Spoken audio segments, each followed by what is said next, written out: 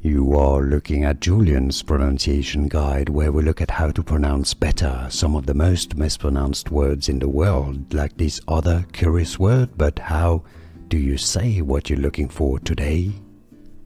Let's learn how to pronounce these names of Gaelic or Gallic origin, Irish, Scottish, also British English, meaning wise or broad. Generally, the most common English pronunciation is as Brayden. How to pronounce Brayden. Brayden.